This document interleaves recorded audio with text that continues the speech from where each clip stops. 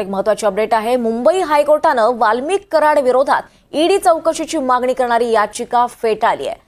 याचिकाकर्त्यांना स्वैर याचिका दाखल केल्याबद्दल 20,000चा दंड ठोठावण्याचं स्पष्ट करताच याचिका माघारी घेण्याचं मान्य केलं आहे।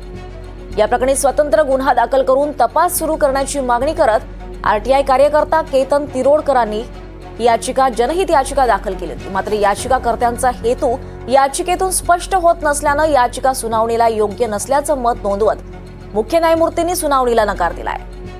संतोष देशमुख हत्या प्रकरणाचा तपास हायकोर्टाच्या देखरेखीखाली एसआयटी मार्फत सुरू करण्याची ही याचिकेतून मागणी करण्यात आली होती।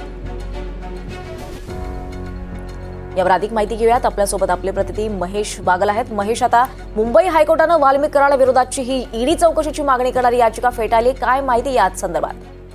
संपूर्ण राज्यात खळबळ माजवणाऱ्या संतोष देशमुख हत्या प्रकरणी अटकेत असलेल्या आरोपींच्या विरोधात आणि खंडणी प्रकरणात अटक करण्यात आलेल्या वाल्मिक कराड विरोधात ईडी चौकशीची मागणी करणारी याचिका मुंबई उच्च न्यायालयाकडून फेटाळण्यात आली आहे। याचिकाकर्त्याचं नाव केतन तिरोडकर असं सांगितलं जात आहे आणि त्यांनी जी याचिका दाखल केली होती त्यामध्ये वेगवेगळ्या मागण्या केल्या होत्या। यामध्ये प्रतिवादी जर कोणाला बनवलं होतं ते राज्य सरकार, महाराष्ट्र पोलीस, त्यानंतर ईडी आणि इतर काही नेत्यांना सुद्धा याच्यामध्ये प्रतिवादी करण्यात आल्याचं सांगण्यात येत आहे।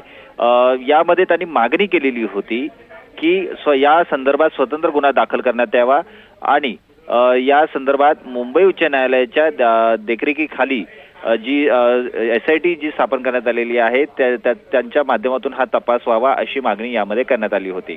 मात्र ही याचिका ज्यावेळेस मुंबई उच्च न्यायालयामध्ये दाखल करण्यात आली त्यावेळेस न्यायालयाच्या असं निदर्शनास आलं की ही स्वैर याचिका आहे। यामधून याचिकाकर्त्यांचा नक्की हेतू काय हेच स्पष्ट होत नाहीये असं मत मुख्य न्यायमूर्तींनी नोंदवलं आणि या याचिकेवर सुनावणीस नकार दिला आणि ही याचिका फेटाळून लावलेली आहे।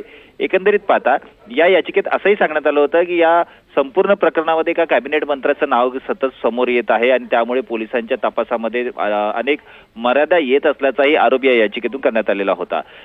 याचिकेत असंही म्हटलंय की एका मंत्री महोदयांशी संबंधित अनेक कंपन्या या प्रकरणात आहेत, त्यांच्या मालमत्ता समोर येत असल्यामुळे यामध्ये निवडणूक आयोगालाही प्रतिवादी करण्यात यावं अशी मागणी यामध्ये करण्यात आलेली होती। मात्र या संपूर्ण याचिकेचा विचार करून न्यायालयाचं असं मत झालं होतं की या याचिकेचा जो गाभा आहे तो काहीच नाहीये आणि ही याचिका स्वैर याचिका म्हणून त्यांना वाटत होती। त्यामुळे ही याचिका फेटाळून याचिकाकर्ते केतन तिरोडकर यांना 20,000चा दंड ठोठावला आहे असं न्यायालयाने स्पष्ट केलं होतं आणि ही याचिका माघारी घेण्याचं त्यांनी मान्य करायला लावलेलं आहे याचिकाकर्त्यांना। एकंदरीत पाहता वाल्मिक कराडच्या विरोधात जी याचिका दाखल करण्यात आली होती ती याचिका पुन्हा मुंबई उच्च न्यायालयाने फेटाळली आहे। धन्यवाद महेश, आपण दिलेल्या या सगळ्या सविस्तर माहितीसाठी।